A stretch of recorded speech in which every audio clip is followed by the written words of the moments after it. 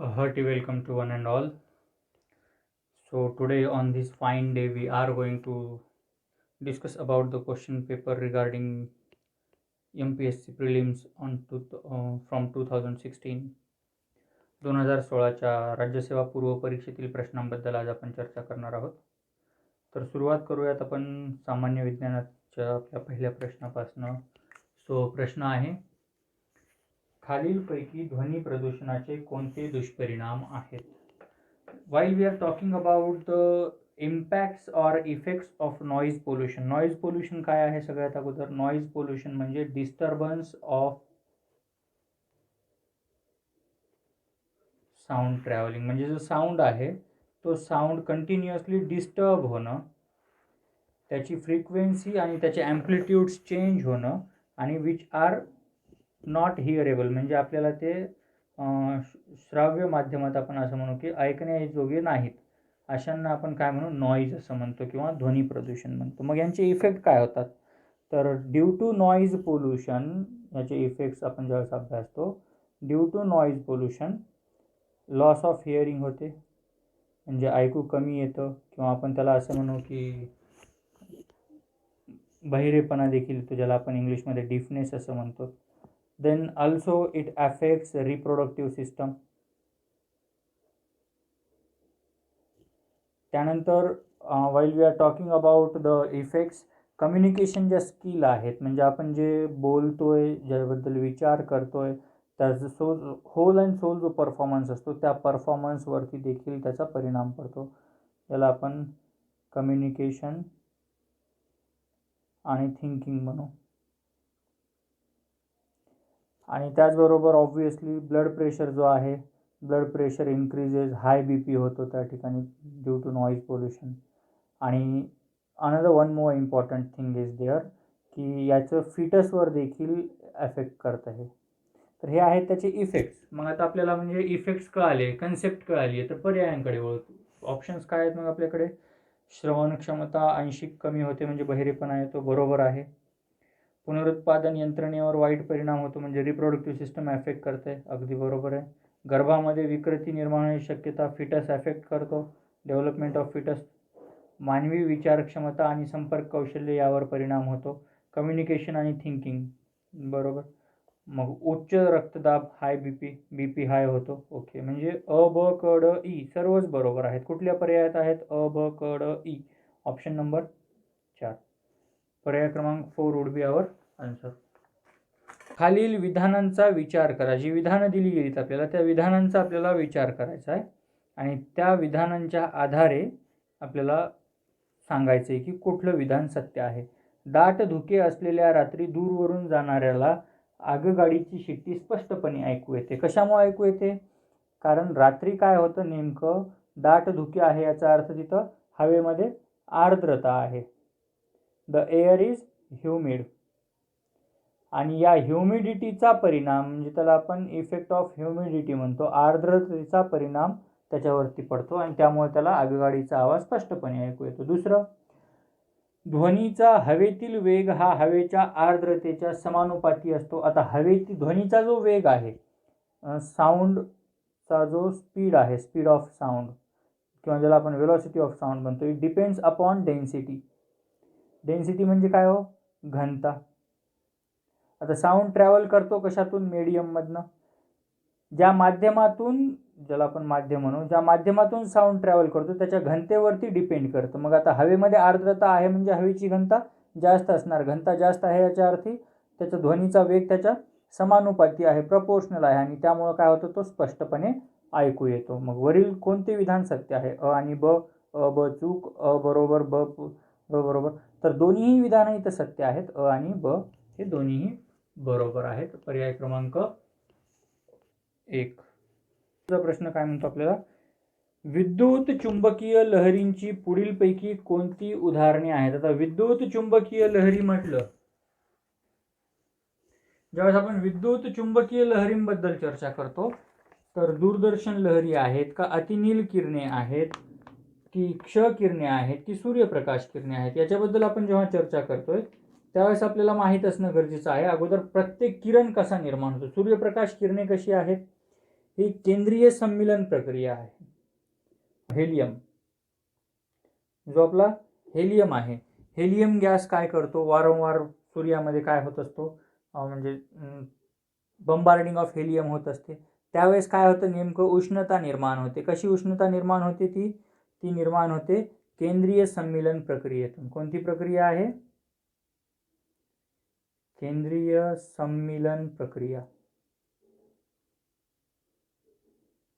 आणि या प्रक्रियेत काय होतात, या प्रक्रियेत उष्णता निर्माण होते. काय निर्माण होते या प्रक्रियेमध्ये, उष्णता निर्माण होते. आणि या उष्णतेचं रूपांतर कशात होतं, विद्युत चुंबकीय लहरींमध्ये होतं. विद्युत चुंबकीय लहरी, गेटिंग इट.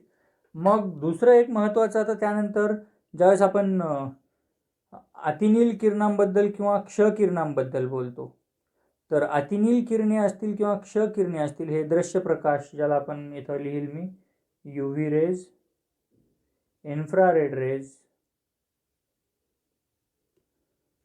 रेडिओ वेव्ज,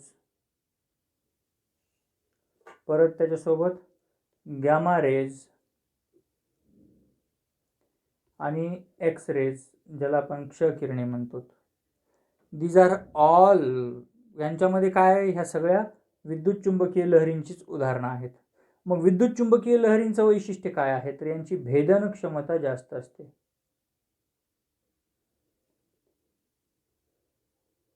भेदन क्षमता जास्त असते. त्याचबरोबर यांचं विचलन सहसा होत नाही, विचलन होत नाही. आणि यांचा वापर कुठं होतो मग, as we know that they are used in the treatment, medical ट्रीटमेंटमध्ये वापरतात. कुठली ट्रीटमेंट असेल मग, for the fracture of bones. Fracture of बोन्समध्ये फाइंड आउट करायचं आपल्याला, बोन कुठं, फाइंडिंग फ्रॅक्चर ऑफ बोन्स, म्हणजे हाड कुठं फ्रॅक्चर झालेलं आहे, रप्चर झालेलं आहे, हे शोधण्याचं काम या रेज करतात. त्याचबरोबर कॅन्सरच्या ज्या गाठी असतात, त्या गाठींचा उपचार करत असताना किंवा त्या गाठींना मेल्ट करण्यासाठी देखील आपल्याकडे विद्युत चुंबकीय लहरींचा वापर होतो. आणि दुसरं एक महत्त्वाचं, आयडेंटिफाईंग किंवा ज्याला आपण व्हेरिफिकेशन ऑफ डायमंड्स म्हणू. नकली हिरे कोणते आणि असली हिरे कोणते, यांचा देखील या ठिकाणी आपण म्हणजे शोध याच्या सहाय्याने घेऊ शकतो. सो विद्युत चुंबकीय लहरींची उदाहरणं वरीलपैकी सर्वच आहेत, अ, ब, क, ड. सो ऑप्शन नंबर काय येईल मग या ठिकाणी, 4 would be our आन्सर. प्रश्न काय म्हणतो आपल्याला, अभ्रक कपड्यांच्या इस्त्रीत वापरला जातो. या संदर्भात 2 विधानांपैकी कोणते योग्य आहे. आता अभ्रक, as we all know that, अभ्रक काय आहे, एक सुवाहक आहे. अभ्रक इटसेल्फ इट इज अ सुवाहक. कुणाचा सुवाहक आहे हा अभ्रक, अभ्रक हा केवळ उष्णतेचा सुवाहक आहे. मग अभ्रक जर उष्णतेचा सुवाहक आहे तर त्यात म्हणजे होतं काय नेमकं, अभ्रकाचा जो उष्णतेचा सुवाहक कशामुळे म्हटला जातो, because of its high melting point. अभ्रकाचा मेल्टिंग पॉइंट काय, मग याला जर मेल्ट करायचं असेल तर 700 to 1000 डिग्री सेल्सिअस हा त्याचा मेल्टिंग पॉइंट आहे. आणि हा उच्च तापमानाला सहसा वितळत नाही. दुसरं एक, याचे साठे कुठं आढळतात आपल्याकडं, झारखंड राज्यात.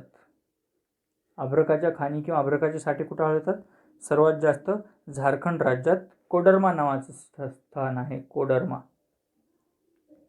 तर हा फक्त उष्णतेचा सुवाहक आहे, म्हणजे ब अर्थात आपल्या दिलेल्या पर्यायांपैकी फक्त ब बरोबर आहे. वळूयात पुढच्या प्रश्नाकडे. डबक्यातील गुळगुळीत वाटोळ्या दगडाचे आपण जर निरीक्षण केल्यास तो आपणास.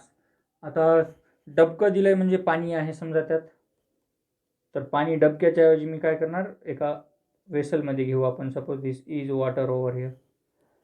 मग त्यातल्या दगडाचं निरीक्षण करायचं म्हणजे आपल्याला, सपोज इथं दगड आहे, या दगडाचं आपल्याला निरीक्षण करायचं आहे. तर निरीक्षण केल्यावर काय होतं, मग आता ज्यावेळेस आपण दगडाचं निरीक्षण करतोय याचाच अर्थ मी काय करतोय, वरून आपण पाहतोय म्हणजे इथं एक सनलाईट येणार. आता ज्यावेळेस ही सनलाईट इथे येते त्यावेळेस त्याचं मीडियम चेंज होते, म्हणजे काय होणार, याचं रिफ्रॅक्शन होणार हलकंसं, बरोबर.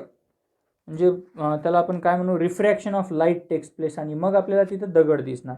तर हा जो मेकॅनिझम आहे हा कशामुळे घडतो, म्हणजे निरीक्षण केल्यास तो आपणास कसा दिसेल म्हणे. मग आता ज्यावेळेस आपण रिफ्रॅक्शनबद्दल बोलतोय, म्हणजे प्रकाशाचं अपवर्तन. प्रकाशाचं अपवर्तन घडलं तर काय होतं, प्रकाश किरण एका माध्यमातून दुसऱ्या माध्यमात जेव्हा चालले तेव्हा त्यांची काय बदलते, दिशा बदलते. हे असे सरळ न जाता त्यांची दिशा बदलली जाते. म्हणजे आपण त्याचे उदाहरणं जर पाहायचं झालं तर पाण्यामध्ये जर एखादी काठी असेल तर काठी काय होते, वाकडी दिसते प्रकाशाचं अपवर्तन झाल्यानंतर पाण्यात. त्याचबरोबर आपल्याला प्रकाशाच्या अपवर्तनामुळे तारे लुकलुकताना दिसतात. त्याचबरोबर हिरा चमकताना दिसतो. वाळवंटातला जो मिराज म्हणू आपण त्याला, ज्याला आपण मृगजळ म्हणतो, वाळवंटातील मृगजळ हे देखील प्रकाशाच्या अपवर्तनाचं उदाहरण आहे.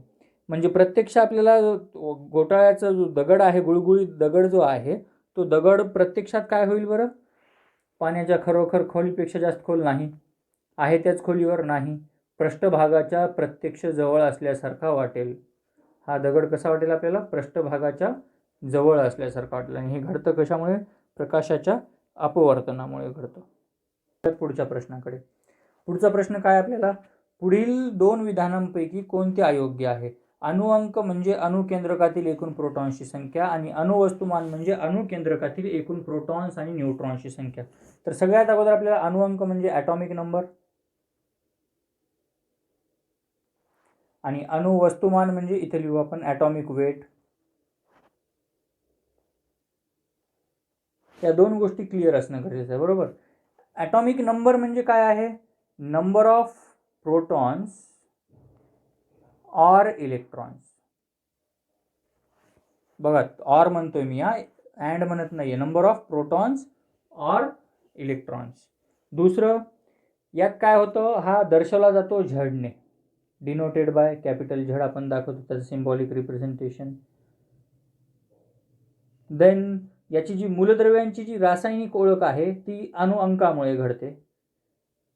आणि ज्यावेळेस आपण अणुवस्तुमानाबद्दल बोलतो तर अणुवस्तुमान काय आहे, एकूण प्रोटॉन्स आणि न्यूट्रॉन्सची संख्या, number of protons plus neutrons. आणि हा कशाने दाखवतो आपण, ए न दाखवतो, कॅपिटल एन. म्हणजे अणुवस्तुमान ॲटॉमिक वेट हा number of protons plus number of neutrons आहे. मग तो इन ॲन ॲटम असतो, पूर्णपणे ॲटममध्ये. आता अणुकेंद्रकातील एकूण प्रोटॉन्स आणि न्यूट्रॉन्सची संख्या म्हणजे आपल्याला अणुवस्तुमान म्हणता येणार नाही. याचाच अर्थ आपलं उत्तर असणार आहे दोन्ही नाहीत. वळूयात पुढच्या प्रश्नाकडे.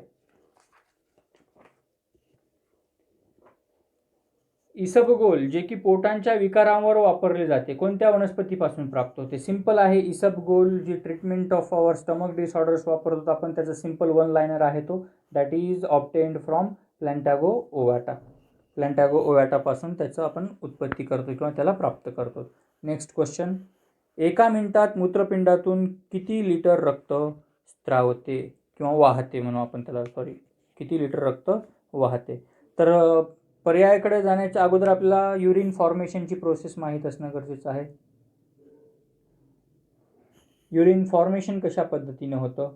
मग आता युरिन फॉर्मेशन ज्यावेळेस आपण अभ्यासतो त्यावेळेस आपल्याला आपण रक्ताबद्दल ऐकलं असेल, तर यातनं काय होतं, प्रत्येक मिनिटाला 1 लिटर एवढं रक्त जे आहे त्याचं स्ट्रेनिंग केलं जातं, त्याला आपण काय म्हणू, रक्त गाळलं जातं. 1 लिटर रक्त गाळले जातं आणि मग त्याचं फिल्ट्रेशन केलं जातं त्या ठिकाणी. Filtration takes place. मग फिल्ट्रेशन झाल्यानंतर त्याचं रिॲब्सॉर्प्शन होतं त्या प्रोसेसमध्ये.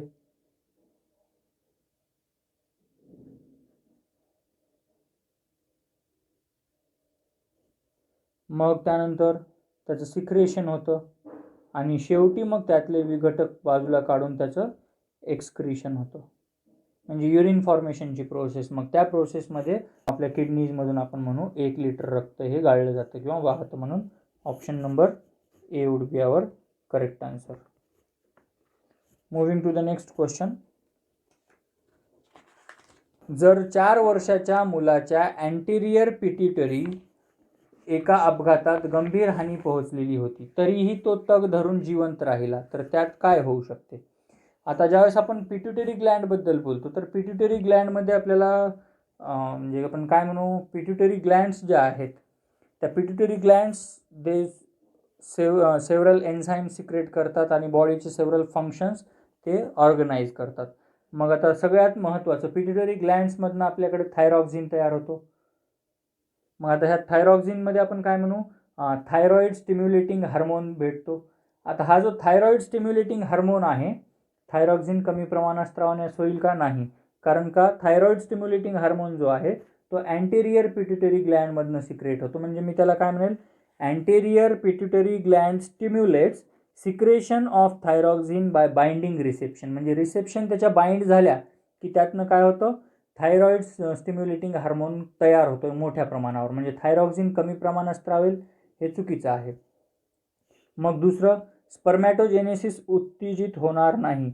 आता स्पर्मॅटोजेनेसिस विल नॉट बी स्टिम्युलेटेडला आपण काय म्हणू, अँटेरियर पिट्युटरी जी आहे आपली ती काय करते, प्रमोट्स स्पर्मॅटोजेनेसिस. स्पर्मॅटोजेनेसिसला प्रमोट करते. मग स्पर्मॅटोजेनेसिसला ती प्रमोट करते, याचा अर्थ काय की ग्रोथ हार्मोन डिफिशियन्सी आपल्याकडे ऑकर होणार. बट स्पर्मॅटोजेनेसिस त्यातनं उत्तेजित होणार नाही, हे देखील विधान चुकीचं आहे. ते उत्तेजित होईलच. मग मुलाच्या उंचीची वाढ कुंठित होईल. आता वाढ ज्यावेळेस आपण बोलतो त्यावेळेस मी इथं ग्रोथ हार्मोनबद्दल बोलतो आपण. मग आता हा ग्रोथ हार्मोन काय होईल, ॲक्च्युअली अँटेरियर पिट्युटरी रप्चर झाल्यामुळं किंवा डॅमेज झाल्यामुळं ग्रोथ हार्मोनची डिफिशियन्सी येईल. डिफिशियन्सी ऑफ ग्रोथ हार्मोन काय होईल, मग जे आपले लिगामेंट्स असतात, सॉफ्ट टिश्यूज असतील, बोन्स असतील किंवा ज्याला आपण मसल्स म्हणू, या सगळ्यांचं जे ग्रोथ आहे ते ग्रोथ काय होईल, स्टॉप होईल. या सगळ्यांची ग्रोथ स्टॉप होईल. मग या सगळ्यांची ग्रोथ स्टॉप झाली याचा अर्थ काय होईल, it results in short growth of dwarfism. म्हणजे रिझल्ट्स इन डॉर्फिझम म्हणजे बुटकेपणा येतो. बरोबर, बुटकेपणा येतो याचा अर्थ काय होईल, मुलाच्या उंचीची वाढ कुंठित होईल आणि मॅमरी ग्लँडची वाढ उत्तेजित होईल. तर मॅमरी ग्लँडची वाढ इथं उत्तेजित होणार नाही. का बरं, कारण it is a secondary sex character and it is under the regulation of sex hormone. Sex हार्मोनच्या कंट्रोलमध्ये असल्यामुळे मॅमरी ग्लँडचं इथं अँटेरियर पिट्युटरीचा त्याच्याशी संबंध येणार नाही. म्हणजे हे देखील चुकीचं आहे. मग पहिला, दुसरा, तिसरा, चौथा चुकीचा आहे. म्हणजे मुलाच्या उंचीची वाढ आपली कुंठित होईल. Option number 3, the boy will not grow much in height is the correct answer. Bundle of His जाळे. आता बंडल ऑफ हीस कुठं असतात actually, bundle of His they are located in our heart. हार्टचं जर आपण प्रॉपर स्ट्रक्चर पाहिलं तर आपल्याला हार्टच्या स्ट्रक्चरमध्ये अँट्रिओ व्हेंट्रिक्युलर ज्या नोड आहेत त्या अँट्रिओ व्हेंट्रिक्युलर नोड्समध्ये बंडल ऑफ हीस आढळून येतात. आणि बंडल ऑफ हीसचं कार्य काय आहे, मग it is the collection of heart muscle cells. Bundle of His काय आहे, collection of heart muscle cells and it is located between. Location कुठं असतं त्याचं, त्याला आपण काय म्हणू, आर्ट्रिया आणि व्हेंट्रिक्युलर्सच्या मध्ये असतं.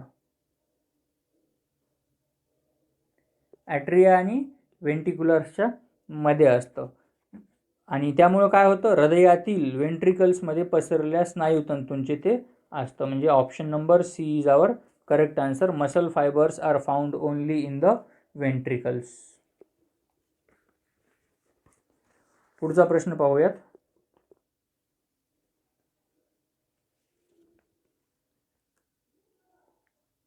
जसजशी रासायनिक अभिक्रिया होत राहते वेळेनुसार तिचा वेग. म्हणजे with the progress of any chemical reaction the rate of chemical reaction with time. आता rate of chemical reaction with time जर पाहायचं असेल आपल्याला तर ऑप्शन्स दिले, decreases, remains constant, increases very fast. तर ऑब्व्हियसली इट डिक्रीजेस. रासायनिक अभिक्रिया जशी होते त्या वेळेनुसार त्या रासायनिक अभिक्रियेचा वेग हा मंदावत असतो. रबर हा एक डॅडॅशचा पॉलिमर आहे. Natural rubber is a polymer of. आता रबर जे आहे ॲक्च्युअल आपण रबरला जर स्टडी केलं तर इट इज लॅटेक्स. त्याचं रूप कसं असतं, इट इज लॅटेक्स. स्थितिपातक म्हणू आपण त्याला. हा जलविरोधक असतो. त्याचबरोबर हा उष्णता आणि विजेचा दुर्वाहक असतो. मग आता रबर बनतं कशापासून, नैसर्गिक रबर जे बनतं ते झाडापासून बनतं, त्यात आयसोप्रोपिन पॉलिमर असतो. कोण असतो? आयसोप्रोपिन पॉलिमर, म्हणजे आपला आयसोप्रोपिन पॉलिमर आला, बरोबर. आणि कृत्रिम रबर प्रयोगशाळेत जे बनवलं जातं त्यात काय केलं जातं? आयसोप्रोपिन जो आहे आपला, या आयसोप्रोपिनची अभिक्रिया कुणासोबत? सोडियमसोबत घडवली जाते. याला 600 डिग्री सेल्सिअस पर्यंत तापवलं जातं आणि या तापमानाला तापून याच्यापासनं पॉलिस्ट्राईन आणि पॉलिव्हिनिल क्लोराईड म्हणू आपण त्याला, तो तुमचा जो PVC म्हणता तुम्ही, पॉलिव्हिनिल क्लोराईड, यांची निर्मिती केली जाते. म्हणजे नैसर्गिक रबर हा कशाचा पॉलिमर आहे? आयसोप्रोपिनचा पॉलिमर आहे. त्याला आपण आयसोप्रोपिन पॉलिमर म्हणून नैसर्गिक रबराला. खालीलपैकी कोणता पिष्टमय पदार्थ डायसॅकराइड आहे? Glucose, sucrose, fructose, cellulose. आता पिष्टमय पदार्थ डायसॅकराइड्स असणं म्हणजे काय? आपण त्याला काय म्हणू? कार्बोहायड्रेट्स. मग आपण ज्यावेळेस कार्बोहायड्रेट्स स्टडी करतो तर generally carbohydrates are in 3 forms. कोणकोणते आहेत? कार्बोहायड्रेट्स डायसॅकराइड असतात, कार्बोहायड्रेट्स मोनोसॅकराइड असतात आणि कार्बोहायड्रेट्स पॉलिसॅकराइड असतात. मग आता जे मोनोसॅकराइड असतात त्यामध्ये साखरेचा म्हणजे ग्लुकोजचा एक रेणू उपलब्ध असतो, त्याला आपण ग्लुकोज किंवा फ्रुक्टोज असं म्हणू. आणि त्याचनंतर दुसरी एक महत्त्वाची गोष्ट, ह्या ज्या मोनोसॅकराइड आहेत त्या मोनोसॅकराइडचे जर 2 रेणू असतील तर त्याला आपण डायसॅकराइड म्हणतो, जिथे इथं आपण 2 ॲटम्स म्हणू त्याला, 2 मॉलिक्युल्स म्हणू डायसॅकराइडसाठी. याचं उदाहरण काय डायसॅकराइडचं? लॅक्टोज आणि माल्टोज. आणि पॉलिसॅकराइडमध्ये काय असतात? तिथं अनेक रेणू असतात. याची उदाहरणं काय आहेत मग? Glycogen, insulin. मग आता प्रश्न काय विचारला आपल्याला? Which of the following carbohydrates is disaccharide. Disaccharide म्हणजे काय? 2 मॉलिक्यूल. 2 मॉलिक्यूलमध्ये उदाहरणात काय? Glucose, sucrose, fructose, cellulose. मग आता ग्लुकोज, सुक्रोज, फ्रुक्टोज, सेल्युलोज पैकी इथं काय काय आहे आपल्याकडे? ग्लुकोज आणि फ्रुक्टोज हे कशात आहेत? मोनोसॅकराइडमध्ये आहेत, बरोबर. मग त्यानंतर ग्लुकोज, फ्रुक्टोज मोनो झाले, लॅक्टोज, माल्टोज आणि याच्यासोबत कोण येतो? सुक्रोज येतो. हा डायसॅकराइड आहे. आणि पॉलीमध्ये ग्लायकोजन, स्टार्च, इन्सुलिन वगैरे येतात. त्यामुळे ऑब्व्हियसली दिलेल्या पर्यायापैकी फक्त कोण आहे? सुक्रोज. Sucrose is a डायसॅकराइड.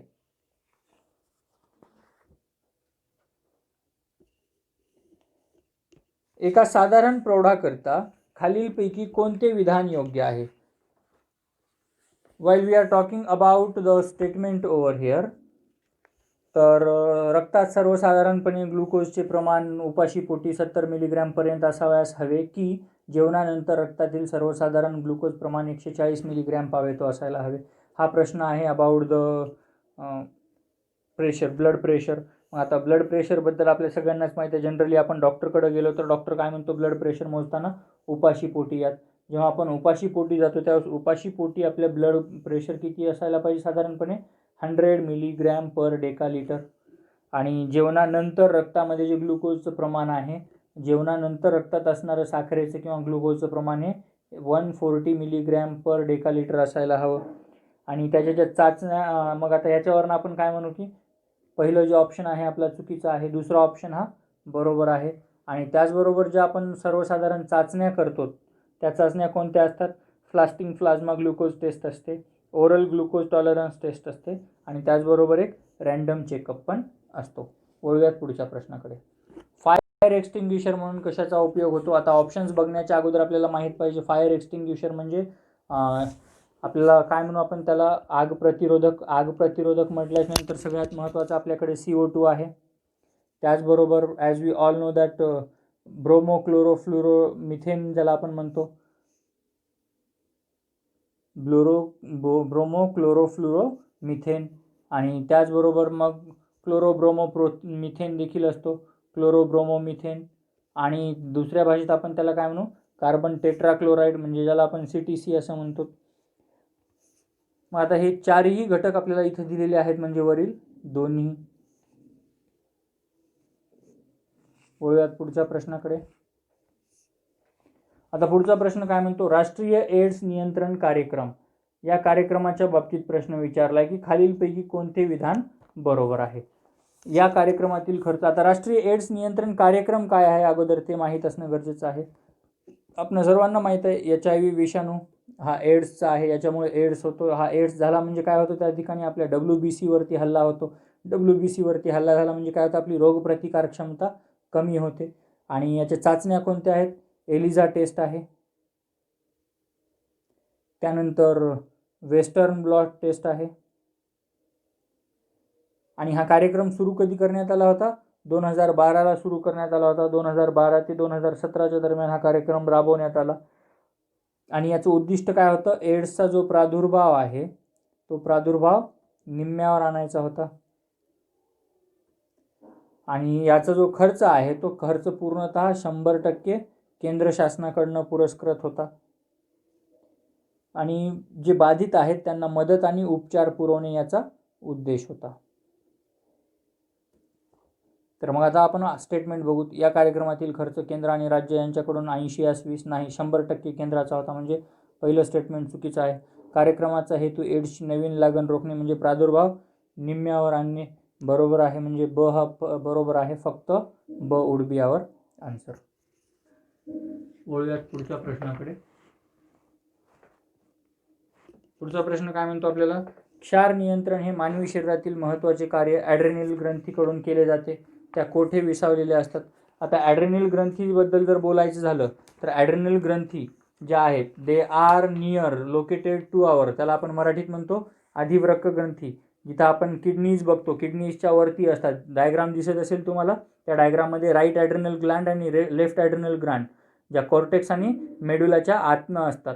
मग या ॲड्रेनल ग्रंथीचं काम काय आहे आपल्याला ते अगोदर माहीत असणं गरजेचं आहे. आता आपल्याला सांगितलंय की ॲड्रेनल ग्रंथी कुठं आढळतात, मूत्रपिंडावरती म्हणजे over the kidneys. But we must know about its functions काय त्याचे, मग रक्तातील क्षारांचे प्रमाण नियंत्रित करणे. त्याचबरोबर या ग्रंथी ज्या आहेत तर मूत्रपिंडीवर वसलेली असते, त्यामुळे सोडियमचं प्रमाण देखील या नियंत्रित करतात. ॲड्रेनालिन देखील या तयार करतात, ज्याला आपण आपत्कालीन संप्रेरके असं म्हणतो. आणि या ग्रंथीतूनच काय होतो, ग्लुकोकोर्टिकोइड्स स्रावले जाते. त्याच्यामुळे ज्या ग्रंथीच्या कार्यात जर बिघाड झाला तर ॲडिसन्स नावाचा रोग उद्भवतो. तर या ओव्हर द किडनीज असतात. वळूयात पुढच्या प्रश्नाकडे. पुढचा प्रश्न काय म्हणतो आपल्याला, एका निर्वात पोकळीमधून गुरुत्वाकर्षण क्रियेअंतर्गत मुक्तपणे खाली पडते, अशा प्रकारे क्रियेमध्ये खालीलपैकी कोणत्या बाबी स्थिर राहतील. सिंपल आहे. ज्यावेळेस आपण निर्वात पोकळी गुरुत्वाकर्षण क्रिया बोलतो तर त्यावेळेस काय होतं, तिथं it is a vacuum alone in their, vacuum आहे. मग त्या कॉन्स्टंट क्वांटिटीज कोणत्या असतील त्यात व्हॅक्यूममध्ये, गतीज ऊर्जा म्हणजे कायनेटिक एनर्जी नाही कॉन्स्टंट नसणार आहे. त्याचबरोबर स्थितीज ऊर्जा पोटेन्शियल एनर्जी देखील कॉन्स्टंट नसणार आहे.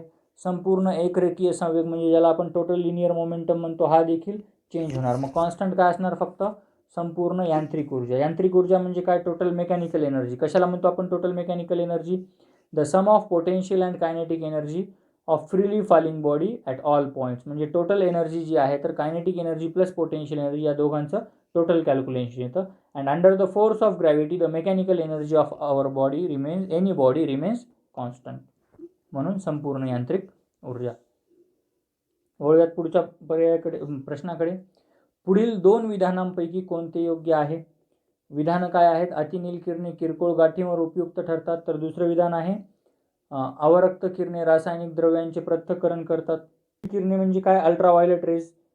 Ultraviolet rays they help in the both the methods. म्हणजे याचा वापर आपण मगाशी मागच्या एका प्रश्नामध्ये आपण चर्चा केली होती अतिनील किरणांबद्दल. त्यात सांगितलं होतं आपण की ज्या UV रेज आहेत त्या UV रेज काय करतात, for the treatment of cancer patients देखील त्या वापरात येतात.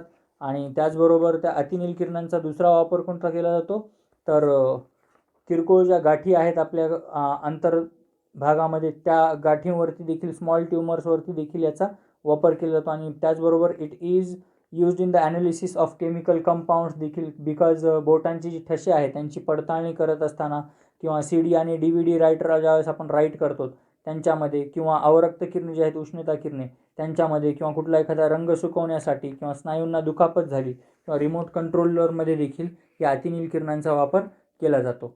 तर आपण जर एकंदरीत पाहिलं तर आपण काय म्हणू मग यासाठी, दोन्ही both A and B are our correct statements.